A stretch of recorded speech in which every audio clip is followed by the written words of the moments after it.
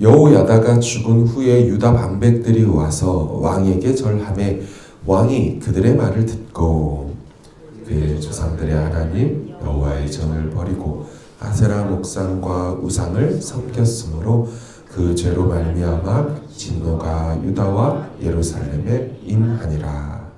그러나 여호와께서 그들에게 선지자를 보내사 다시 여호와에게로 돌아오게 하려 하심에 선지자들이 그들에게 경고하였으나 듣지 아니하니라.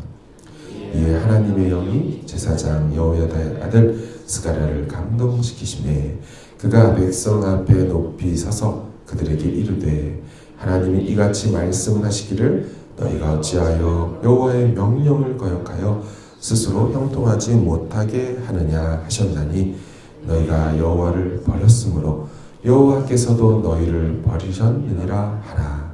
우리가 함께 꾀하고 왕의 명령을 따라 그를 여호와의 전뜰 안에서 돌로 쳐 죽였더라.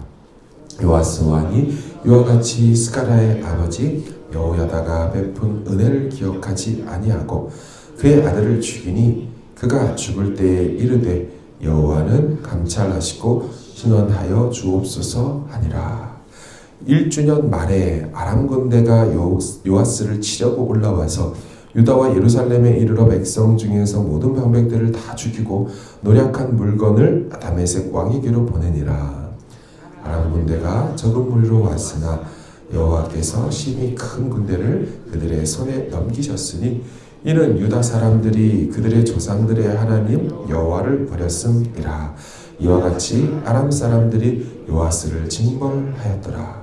요아스가 크게 부상함에 적군이 그를 버리고 간 후에 그의 신하들이 제사장 여호야다의 아들들의 피로 말미암아 반역하여 그를 그의 침상에서 쳐 죽인지라. 다윗성에 장사하였으나 왕들의 묘실에는 장사하지 아니하였더라. 반역한 자들은 암몬 여인 시므앗의 아들 사밧과 모압 여인 시므리스의 아들 여호사밧이더라. 같이 읽습니다. 요아스의 아들들의 사적과 요아스가 중대한 정책을 받은 격과 하나님의 전을 보수한 사적은 다 열왕기 주석에 기록되니라. 그의 아들 아마샤가 대신하여 왕이 되니라. 아멘. 성경을 읽다 보면 아주 불안한 대목을 만나곤 합니다. 어제 본문 14절이 딱 그러했죠. 14절 마지막에 여호야다가 세상에 사는 모든 날에 여호와의 전에 항상 번제를 드렸더라. 여호와의 전에 번제를 항상 드렸다는 건 좋지만 전제가 있었기에 읽으면서 괜히 불안해진 거죠. 여호야다가 세상에 사는 모든 날에 그랬다. 오늘 본문은 슬픔을 넘어서 경악하고 끔찍한 내용들로 가득 차 있습니다. 여호야다가 죽자 요아스가요 완전히 방향을 잃어버립니다. 18절 보십시오. 그의 조상들의 하나님 여호와의 전을 버리고 아세라 목상과 우상을 섬겼으므로 그 죄로 말미암아 진노가 유다와 예루살렘에 임하니라. 그럼 바로 앞에 여호와의 전을 보수하자고 온 국민에게 성전세를 걷어들이자고 전을 수리하고 재건축하자고 할 때는 언제고 이렇게 갑자기 여호와의 전을 버려버리고 아세라 목상과 우상들을 쫓아 섬길 수 있습니까? 왜 그랬을까요? 성경은 그 문제를 듣는 것 때문이라고 말해줍니다. 그 전까지는 제사장 여호야다의 말을 들었어요. 정확히 말하면 제사장 여호야다가 전해주는 하나님의 말을 들었어요. 하지만 그가 죽어버리자 유다 방백들, 관료들의 말을 듣습니다. 다시 말하면 사람 말을 듣기 시작합니다. 17절 보십시오.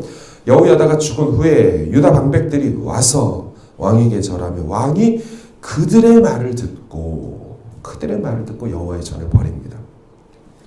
여러분 항상 부패와 변질의 시작은 듣는 것에서부터 시작됩니다. 하와 남편 아담을 통해 전해주신 여호와의 말을 들었어야 되는데 뱀의 말을 들어버리자 타락하고 죄가 들어오는 거죠. 그럼 우리는 귀가 열려 있다고 해서 아무 말이나 들어서는 안 됩니다. 살리는 말, 생명의 말도 세상에 있지만 죽이고 또 망하게 하는 독이 되는 말도 세상에 있습니다. 그래서 성경은 늘 삼가 주의하여 들어라 라고 말하죠. 무슨 말입니까? 분별하여 들어야 된다는 것입니다. 버릴 말이 있고 무시할 말이 있고 주의 깊게 새겨서 들어야 될 말들이 분명히 있다는 거죠. 요아스는 이 부분에서 실패했습니다. 여호야다가 죽자 아무 말이나 듣기 시작했어요. 하나님이 가만히 계시지 않았습니다. 그를 돌이키시려고 하나님의 사람들을 보냅니다. 선지자들을 갑자기 일으키셔서 요아스가 들어야 할 말들을 들려주십니다. 하지만 요아스는 자기 귀에 달콤한 말에 사로잡혀서 양약이 되고 살려주는 생명의 말 듣기를 거절해버리죠. 19절 보십시오. 그러나 여호와께서 그들에게 선지자를 보내사 다시 여호와에게로 돌아오게 하려 하시매 선지자를 보내고 돌아와라. 선지자들이 그들에게 경고하였으나 듣지 아니하니라. 듣는다는 표현으로 연결되어 있습니다. 그들의 말을 듣고 여기는 듣지 않는다. 여러분 선지자들을 보낸 겁니다. 한 명을 보낸 게 아니고 무리로 여럿을 보내며 분명하게 모두가 한 가지로 여호와께 돌아오라고 회개 돌이켜서 고치라고 말씀해 주지만 그들은 듣지 않았습니다. 돌아오지도 않았죠. 참 우리 하나님이 대단하셔요. 그렇게 거절해도 포기하지 않고요. 얼마 전에 돌아가신 분, 그 여호야다 있잖아요. 이분의 아들이 제사장이겠죠. 아버지가 제사장이니까 당연히 아들도 제사장이에요. 근데 이 제사장에게 여호와의 영으로 감동시켜서 선지자로 만들어요. 그래서 선지자 사명으로 가서 그 아들을 보내어 돌아오라고 합니다. 여러분 정신을 못 차리니까 아들이 오면 그 참 생명의 은인 아닙니까? 그분의 아들이 오면 그분이 생각나서 좀 들을까 싶어서 보냈는데 죽이죠. 충격적입니다. 이 대목을 읽고 묵상하다가 어떻게 여호야다의 아들을 네가 건드릴 수 있지? 안 듣는 것도 좋을 수 있어요. 인정할 수 있어요. 이해할 수 있어요. 근데 그를 죽여요? 여러분 자기가 누구 때문에 생명을 건졌나요? 그분 아버지잖아요.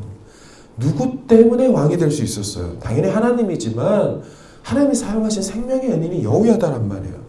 근데 그 아들이 와서 돌아오라고 한 얘기를 듣고 그를 죽입니까? 여러분 세상에서도 이런 행동 안 하죠? 게다가 더 나쁜 건 그를 성전에서 죽입니다.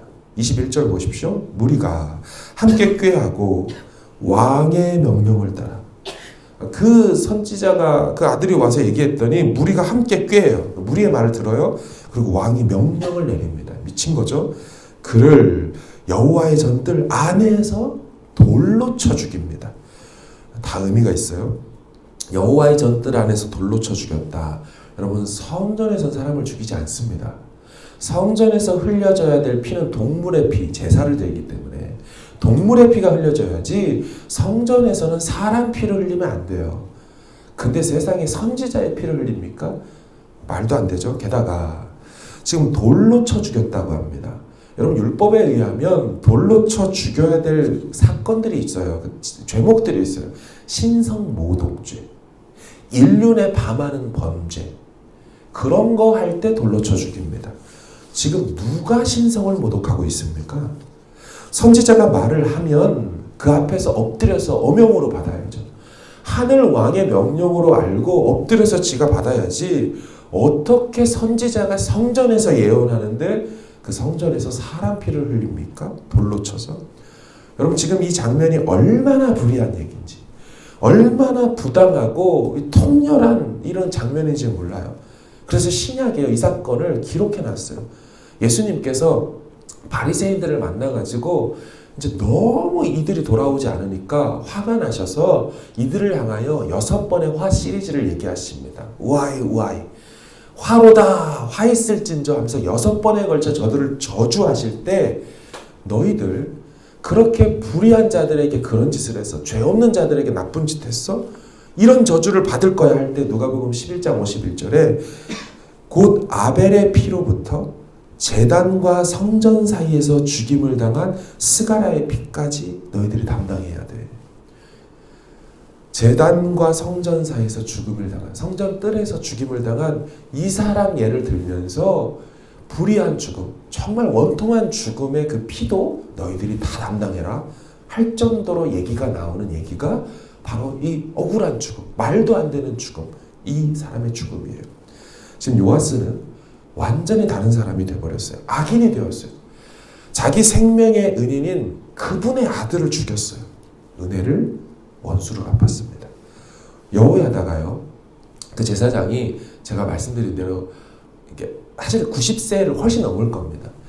최소 90세 이상일 때 자기를 살려줬어요. 그때 요아스가 1살이었다고 했잖아요. 그럼 지금 요아스가 죽였다는 이 그분의 아들 몇 살일까요? 여러분 90세라고 해도 자기가 1살이면 그분의 아들을 낳았다면 뭐 80세에 낳겠습니까? 그래서 자기랑 10살 차이 나겠냐고요? 아니죠. 20대에 더 일찍 결혼할 수도 있는, 30세에 결혼할 수도 있는, 그렇게 따지면 자기보다 훨씬 나이가 많습니다. 게다가 제가 족보를 안 따져서 그렇지 사실 그 요아스 왕을 건져준 여호야다는 고모부입니다. 고모부 족보가요. 여호세바, 자기를 건져준 그 제사장의 아내는 고모님이에요. 고모님. 그럼 그분의 아들은 누굽니까? 고모의 아들이면 사촌이잖아요. 나이가 엄청나게 많은 큰 사촌, 아버지 같은 사촌 형님입니다. 그냥 저 혼자 생각이지만 묵상하다 보니까 여러분 어떻게 대했겠습니까? 가족인데, 그래도 패밀리인데요. 궁전에서 나와서 이야기를 나눌 때는 그 여호야다랑 같이 걸으면서 얘기할 때 여호야다 아들도 제사장이니까 성전에 있었잖아요. 분명히 만난 적이 있을 것이고 정말 자기 아들 같은 왕에게 뭐 아버지도 그랬지만 스가랴 본인도 그렇게 대했을 것 같지 않나? 이런 생각까지도 심지어 듭니다. 조카니까. 할 수 없는, 누구라도 하지 않아야 될 일을 한 것이라는 거예요. 그러므로 이 같은 뜻은 하나님의 뜻을 거역한 것과 동시에 천륜과 인류를 다 저버린 행동이죠.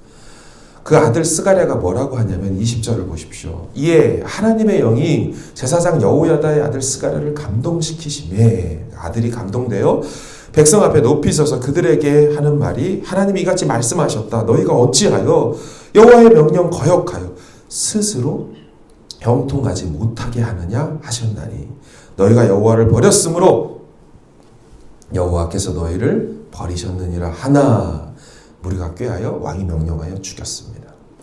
여러분 스가랴가 돌아오라고, 여호와를 버린다면 여호와도 너를 버릴 거다 했지만 그를 죽였어요. 죽으면서 그가 자신의 억울함을 하나님께 호소하며 죽습니다. 22절. 요아스 왕이 이와 같이 스가랴의 아들 여호야다가 베푼 은혜를 기억하지 아니하고 그의 아들을 죽이니 그가 죽을 때에 이르되 여호와여 감찰하시고 신원하여 주옵소서. 직역하면 여호와여 may God see, 주님 보십시오. 그리고 avenge, 보복하여 주십시오. 원통함을 풀어주십시오. 신원하여 주십시오. 여러분 신자가요 별신자입니다. 풀다신 별신. 그리고 신원, 원은 원통할 원, 원망할 원. 원한을 풀어주십시오. 원한을 풀어주십시오. 이제 요아스는 어떻게 되겠습니까? 일이 있고 성경은 그 1주년 말에라고 말해요. 23절 보십시오. 1주년 말에 아람 군대가 요아스를 치려고 올라와서 갑자기 전쟁이 일어나고요. 희한한 일이 생깁니다. 그 전쟁하러 온 아람의 군대는 적은 무리가 왔는데 피해는 심히 심각하다라고 말하죠. 24절. 아람 군대가 적은 무리로 왔으나 여호와께서 심히 큰 군대를 그들 손에 넘기셨으니. 여러분 보통 이스라엘 역사를 보면 거꾸로 일어나지 않습니까? 큰 군대가 와도 적은 수로 이기는 경우들이 있죠. 하나님 도우셔서. 기드온 시절 생각해보면 300명이 13만 5천을 이겨요. 그러니까 적은 무리가 1대 450으로 이긴다고요. 그런데 요아스는 거꾸로 됩니다. 적은 무리가 왔지만 큰 패배를 경험하죠. 보통 하나님이 함께 하시면 지던 전쟁도 역전의 은혜로 이겼는데 요아스는 이길 전쟁도 역전의 패배로, 역전의 저주로 끝납니다. 왜 그렇게 됐습니까? 그가 듣지 않고 여호와를 버렸기 때문이죠. 24절 아람 군대가 적은 무리로 왔으나 여호와께서 심히 큰 군대를 그들 손에 넘기셨으니 이는 유다 사람들이 그들의 조상들인 하나님 여호와를 버렸음이라. 이와 같이 아람 사람들이 요아스를 징벌하였더라. 그 스가랴라는 그 여호야다의 아들이 뭐라고 했습니까? 왜 너희들이 거역하여 스스로 형통하지 못할 일을 하느냐? 스스로 불통하게 만들었다는 얘기예요. 불순종하여 자기 길을 불통하게 만들었대요. 속담으로 따져보니까 왜 불순종해서 네 무덤을 파느냐? 왜 불순종해서 네 발등을 네 도끼로 찍느냐? 이렇게 들리더라고요. 여호와를 버린 요아스를 여호와도 버리셨습니다. 망할 길을 스스로가 열어버린 것입니다. 결국 요아스는 그냥 쉽게 이길 만한 적은 무리의 전쟁에서도 패배할 뿐만 아니라 그 일 때문에 자신은 크게 부상을 당합니다. 아마 사로잡혔던 것으로 보이는데 보통 적군은요, 그 상대국의 적장을 이렇게 칼로 이렇게 내려치거나 부상을 당하게 했으면, 부상을 입었으면 그 자리에서 죽이면 돼요. 근데 참 희한한 일이 일어나죠. 이들이 요아스가 크게 부상당함을 보고 버리고 갔다고 말합니다. 지금 이어지는 동사가 있죠. 버리다. 25절 보세요. 요아스가 크게 부상함에 적군이 그를 버리고 간 후에, 죽여야지 버리고 갑니다. 여호와를 버린 자를 적군도 버리죠. 그리고 그의 신하들이 그를 그의 침상에서 쳐 죽입니다. 백성들에게도 버림당합니다. 그렇죠? 버려지죠. 또한 상징적인 장면이 있죠. 그가 어디서 쳐 죽임을 당했대요? 그의 침상에서. 여러분, 요아스가 어디서 생명을 건진받았어요? 그 난리나는 아달랴 사건 때 침실에서, 침상에서 생명을 건졌죠. 고모이셨던 여호세바가 침실에 숨겼다가 나중에 성전으로 숨겼죠. 여호와를 버리자 생명을 구원받은 그 침실에서 그는 쳐죽임을 당합니다. 그것도 자기 백성들의 손에. 마지막 그에게 임한 수치는 다윗성의 장사는 되지만 결코 왕의 묘실에는 장사되지 못했다라고 말을 합니다.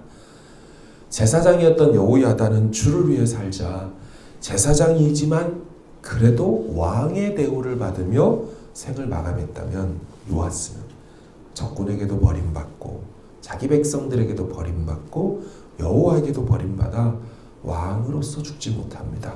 결론은 자명합니다. 여호와를 버리고 스스로 형통치 못할 길을 택한 자에게는 망하는 결과만 초래해야 됩니다. 하지만 여호와를 찾고 성전을 보수하고 수리하고 예배를 갱신할 때는 하나님께서 사방에 평안을 주셨지요. 영적 용두사미의 대명사가 이 요아스입니다. 우리는 앞으로 2명의 영적 용두사미를 더 만나게 될 것입니다. 3명의 시리즈가 준비되어 있는 거죠. 처음보다 더 중요한 게 마무리입니다. 끝까지 여호와를 찾고 구하는 거 쉬운 일이 아닙니다.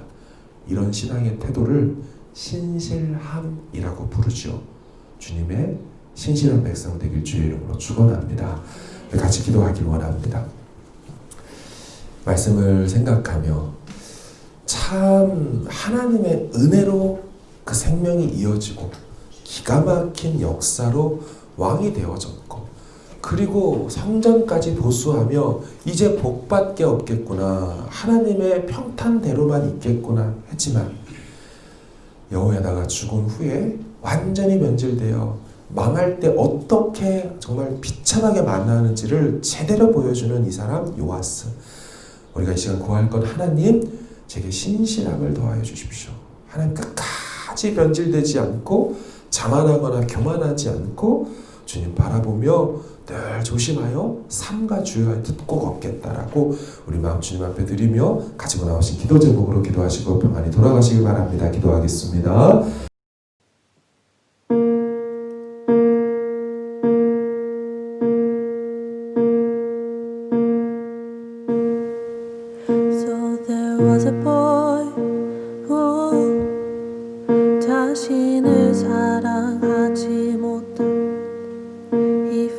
like a toy. 이 세상에 이끌려간 And it wasn't easy.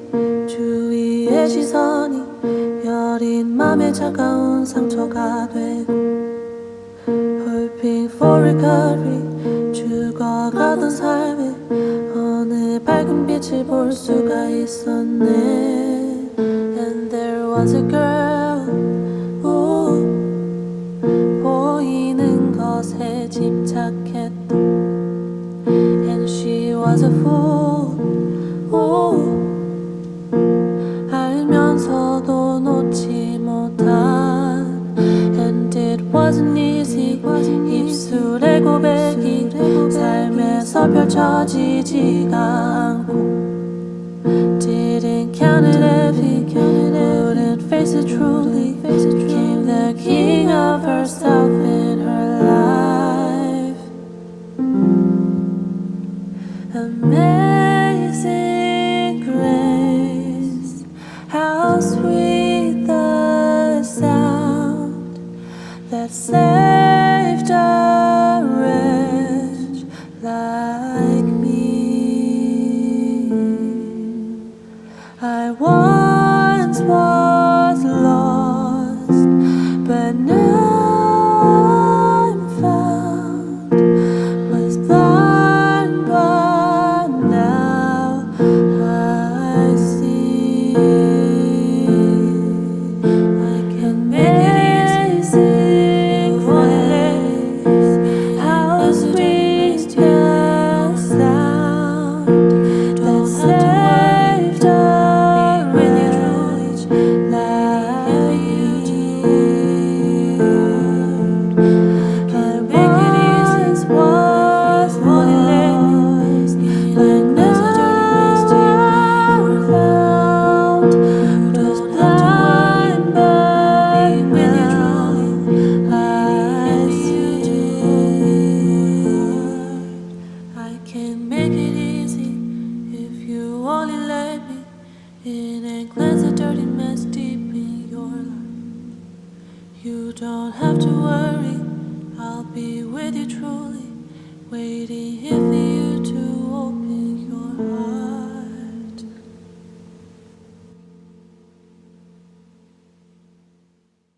Oh, how high would I climb mountains if the mountains were where you hide? And oh, how far I'd scale the valleys if you graced the other side.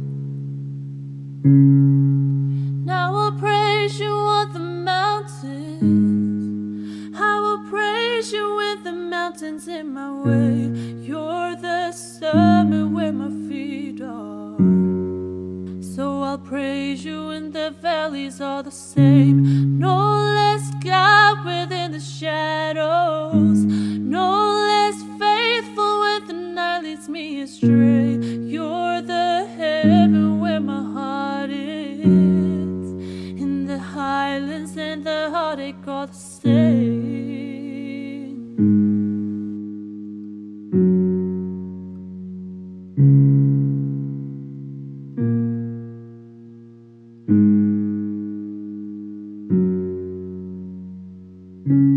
Whatever I walk through, wherever I am, your name can move mountains wherever I stand. And if ever I walk through the valley of death, I'll see through the shadows a song of ascent. Whatever I walk through, wherever I am, your name can move mountains wherever I stand. And if ever I walk through the valley of death, I'll sing through the shadows my song of ascent. My soul understands.